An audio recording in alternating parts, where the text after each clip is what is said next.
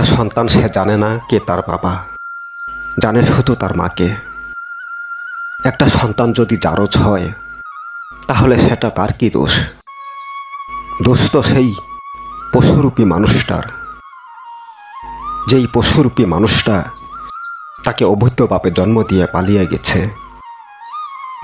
দোষ তো তার মায়ের, যেই মায় কোনো এক চরিত্রহীন পুরুষের সাথে অবৈধ সম্পর্ক করে তাকে পেটে ধরেছিল। আজ সে জারজ সন্তান হলেও সে নিজ ইচ্ছায় পৃথিবীতে আসেনি, তাকে পৃথিবীতে আনা হয়েছে জোর করে অবৈধভাবে। তাই তার নাম হয়েছে জারজ সন্তান। সে জানে না জারজ মানে কি, সে জানে না জাতি, জানে না ধর্ম, জানে না কি ভালো কি খারাপ, জানে না সে তাকে কিভাবে পৃথিবীতে আনা হয়েছে। তবু কেন বারবার শুধু বলা হয় তাকে জারজ সন্তান? তবে এটা তাকে বলা তো হয় না, দেওয়া হয় গালি। আর কেনই বা বারবার তাকে এই গালি শুনতে হয়, জারজ সন্তান, জারজ সন্তান? কি দোষ তার?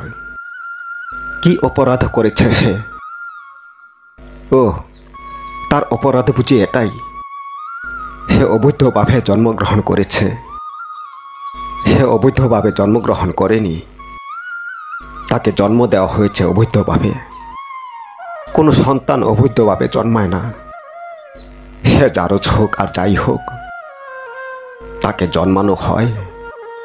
জন্মানো হয় কোনো এক সন্তানকে বৈধভাবে আর কোনো এক সন্তানকে অবৈধভাবে। সন্তান তো হলো ভগবানের ছায়া। একটা বৈধ সন্তান যেমন ভগবানের প্রতিদান, তেমনি অবৈধ সন্তানও ভগবানের প্রতিদান। ভগবানের দান না করলে কোনো সন্তানই পৃথিবীতে আসবে না। একটা বৈধ সন্তানেও বলতে পারবে না তার বাবাকে। যদি জন্মের পর থেকে কোনো দিনই সে তার বাবার মুখে দেখতে না পারে, তেমনি একটা অবৈধ সন্তানেও বলতে পারে না তার বাবাকে। তাই বলে কি তাকে জারজ বলে গালি দিতে হয়? আরে যদি গালাগাল দেওয়ার আছে তাহলে অবুঝ সন্তানকে কেন? সে তো কিছুই জানে না। সে জানে শুধু তার মা আছে। সে হয়তো জানে তার বাবা কোথাও না কোথাও আছে, কেউ না কেউ তার বাবা। যদি গালাগাল দিতেই হয় তাহলে সেই নিষ্পাপ সন্তানটাকে নয়, গালাগাল করো সেই পাপীটাকে, যেই পাপীটা পাপ করে তাকে জোর করে জন্ম দিয়ে চলে গেছে, যেই পাপীটা তাকে বাবার পরিচয় দিতে ভয় পেয়ে পালিয়ে গেছে, তাকে তোমরা ধরে শাস্তি দাও। জারজ বলে মিছিমিছি নিষ্পাপ ছেলে কিংবা মেয়েটাকে কাঁদিও না। বারবার এক কথা বলে তার অন্তরে ভীষণ জ্বালা দিও না। একটা সন্তান যদি মুখে মুখে জানতে পারে যে সে জারজ, তার বাবা নেই, তাহলে সে মন থেকে অনেক কষ্ট পায়, অনেক কাঁদে, চোখের জলে তার বুক ভেসে যায়। সবারই তো বাবা আছে, তাহলে আমার কেন বাবা নেই?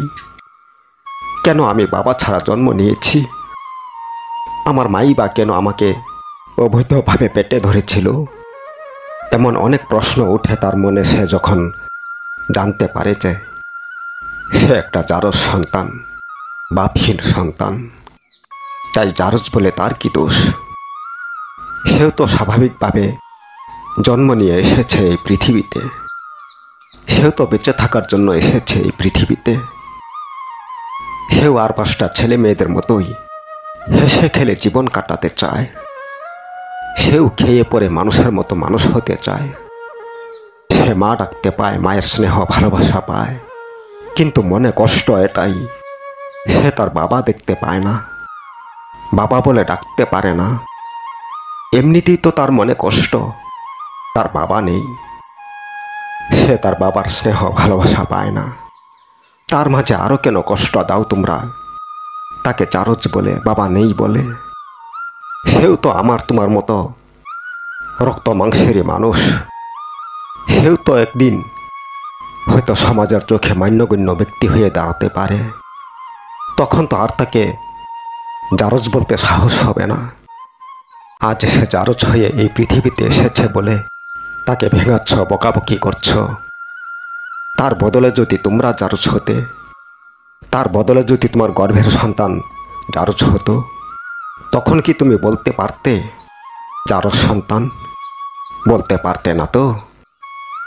অন্যের সন্তানকে তো যা ইচ্ছে তাই বলা যায়, কিন্তু নিজের সন্তানকে বলতে খুব কষ্ট লাগে। তোমার নিজের সন্তানের জন্য যেমন কষ্ট লাগে, তেমনি অন্য সন্তানের জন্য এই কষ্টটা অনুভব করো। মনে রেখো।